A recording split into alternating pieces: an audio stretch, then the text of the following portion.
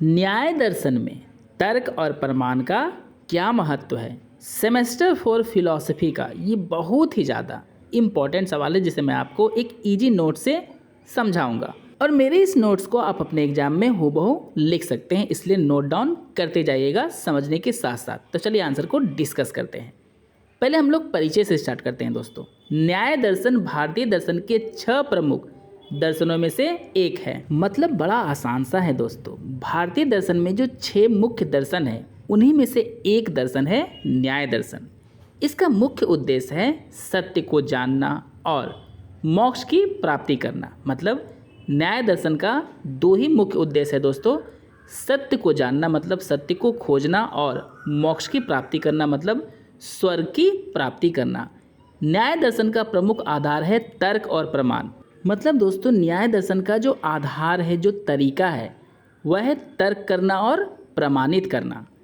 यह दर्शन कहता है कि जब हम सही ज्ञान यानी प्रमाण और तर्क का उपयोग नहीं करेंगे तब तक हम सच्चाई तक नहीं पहुंच सकते। कहने का बड़ा आसान सा मतलब है दोस्तों कि जब तक हमारे पास सही ज्ञान नहीं होगा और किसी चीज़ को लेकर हम लोग तर्क नहीं करेंगे, यानी हम किसी चीज़ को आसानी से मान लेंगे बिना तर्क किए, तब तक तो हम सच्चाई तक पहुंच ही नहीं सकते हैं। इसलिए सही ज्ञान और तर्क का होना जरूरी है किसी भी सच को जानने के लिए। अब दोस्तों पैराग्राफ चेंज करके हम लोग डिस्कस करेंगे तर्क का आखिर महत्व क्या होता है। तर्क का मतलब होता है किसी बात को सोच समझकर कारणों के आधार पर जानना। मतलब कहने का बड़ा आसान सा मतलब है दोस्तों, किसी बात को अगर जानना है तो पहले उसके कारण को जानेंगे कि अगर ये बात जो हुई है तो उसके पीछे क्या कारण है। तो किसी भी बात के कारण को जानकर उसे आधार बनाकर सोच समझकर बातों को मानना ही तर्क का महत्व कहलाता है।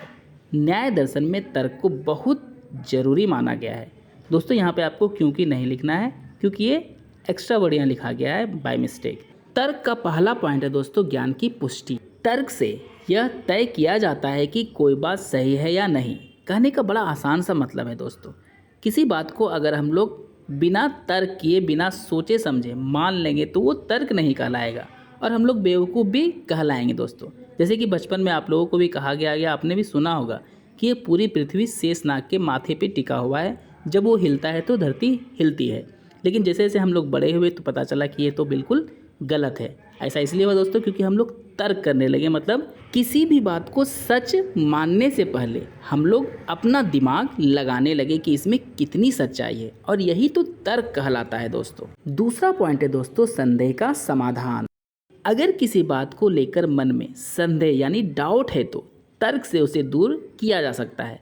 मतलब आपके मन में कोई भी डाउट है किसी डिस्कशन को लेकर, किसी मैटर को लेकर, तो आप उसे तर्क करके समाधान कर सकते हैं खुद से कि इसमें कितनी सच्चाई है, ये जो मैटर हुआ है उसके पीछे का कारण क्या है। मतलब आंख बंद करके किसी भी चीज़ों पे हम लोग विश्वास करेंगे तो हम लोग बेवकूफ़ कहे जाएंगे, और तर्क करके करेंगे तो हम बेवकूफ़ नहीं कहे जाएंगे क्योंकि हमें सच्चाई का पता चल जाएगा। तीसरा पॉइंट है विरोधी विचारों का उत्तर। जब कोई व्यक्ति किसी विचार का विरोध करता है तो तर्क से उसका उत्तर दिया जा सकता है। मतलब हमारे भी मन में दोस्तों कई प्रकार के सवाल आते हैं जिसका हमें यह फैसला करना पड़ता है कि ये सवाल सही है या गलत है, या फिर जो आंसर आ रहा है वो सही है या गलत है।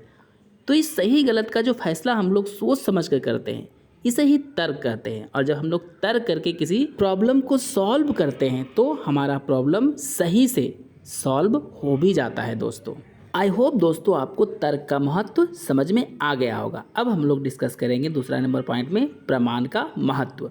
प्रमाण का अर्थ है वह साधन जिससे हमें सही ज्ञान प्राप्त होता है। क्योंकि दोस्तों जो चीज़ें प्रमाणित हो चुकी है तो वो सत्य ही होता है। बिना प्रमाण के कोई भी सत्य हो ही नहीं सकता है। इसका पहला पॉइंट है प्रत्यक्ष। जो ज्ञान हम अपनी इंद्रियों मतलब आँख, कान, जो हमारी इंद्रियां होती है दोस्तों आदि से प्राप्त करते हैं, जैसे अग्नि को देखना। मतलब बड़ा सीधा सा है दोस्तों, जब हम अपनी इंद्रियों का प्रयोग करके जिस भी प्रकार का ज्ञान प्राप्त करते हैं उसे प्रत्यक्ष ज्ञान कहते हैं। दूसरा पॉइंट है अनुमान। किसी चीज़ को देखकर उसके बारे में निष्कर्ष निकालना, जैसे धुआं देखकर समझना कि वहाँ आग है, क्योंकि दोस्तों बिना आग के धुआं तो हो ही नहीं सकती है। इसे ही हम अनुमान कहते हैं। तीसरा पॉइंट है उपमान। किसी नई चीज़ की जानकारी किसी जानी पहचानी चीज़ से तुलना करके लेना। मतलब जब हम लोग कोई सामान नया खरीदने चाहते हैं दोस्तों, तो उसी तरह का सामान जब हम पहले खरीद चुके होते हैं तो उससे तुलना करते हैं कि ये पहले से अच्छा है या ख़राब है। तो इस तरह का जब हम तुलना करते हैं तो उसे ही उपमान कहते हैं। जैसे पहले शेर नहीं देखा था, लेकिन किसी के बताए अनुसार जंगल में देखकर समझ जाना। मतलब बड़ा सीधा सा है दोस्तों कि जब हम किसी नई चीज़ को देखते हैं जिसे हम उससे पहले कहीं देखे नहीं थे, लेकिन सुने ज़रूर थे या फिर अनुमान लगाए थे कि वो इस प्रकार का हो सकता है, और अचानक से उसे हम देख लेते हैं, तो जब हम तुलना करते हैं कि जो हम अनुमान लगाए थे या सुने थे ये उससे मिलता जुलता ही है, तो इसे ही उपमान कहते हैं। चौथा पॉइंट है दोस्तों शब्द। दोस्तों आगे में की लग गया है, इसे आपको नहीं लिखना है, बाय मिस्टेक लिखा गया है। विश्वसनीय व्यक्ति या शास्त्र के कहे अनुसार ज्ञान प्राप्त करना। मतलब जिस व्यक्ति पर हम लोग 100% बिलीव करते हैं, ट्रस्ट करते हैं, उसके अनुसार जब हम ज्ञान प्राप्त करते हैं तो उसे ही शब्द कहते हैं, या फिर शास्त्र में जो लिखा हुआ है उसे पढ़कर जो हमें ज्ञान प्राप्त होता है उसे ही हम शब्द कहते हैं। प्रमाण हमें सही ज्ञान की ओर ले जाते हैं, जिससे हम भ्रम, अज्ञान और गलतफहमी से बच जाते हैं। मतलब जिस चीज़ का हमें प्रमाण मिल जाता है दोस्तों, तो कोई डाउट ही नहीं रहता है ना कि ये गलत हो भी सकता है, क्योंकि इसका प्रमाण तो हमें मिल चुका है। जिसका एक ही मतलब है कि जो हमारे सामने है, चाहे वो किसी भी रूप में है, वो सत्य है, क्योंकि उसका प्रमाण हमारे पास पहले से ही होता है। तो जब प्रमाण मिल जाता है तो हमारे मन में ना कोई भ्रम होता है, ना अज्ञान होता है, ना ही किसी प्रकार की गलतफहमी ही हमारे मन में बची रहती है। दोस्तों मेरा नोट्स अगर आपको अच्छे से समझ में आया हो तो कमेंट करके ज़रूर बताएं, और आपको आपके कोर्स का पूरा नोट्स चाहिए इसी तरह की ईजी लैंग्वेज में, तो सब्सक्राइब करके जुड़ जाए मेरे चैनल के साथ। वीडियो को लाइक करें और शेयर करके अपने फ्रेंड्स की भी हेल्प ज़रूर करें। चलिए दोस्तों अंतिम पैराग्राफ को डिस्कस करके इसे फिनिश करते हैं। निष्कर्षतः न्याय दर्शन में तर्क और प्रमाण की बहुत अहम भूमिका है। इसके बिना सही ज्ञान प्राप्त करना संभव नहीं है, क्योंकि दोस्तों तर्क और प्रमाण अगर हमारे मन में नहीं है तो हम अज्ञानी ही कहलाएंगे, और जब तर्क और प्रमाण दोनों हम लोग करने लगते हैं, तर्क करके हमें प्रमाण प्राप्त होने लगता है, तो हम ज्ञानी कहलाने लगते हैं।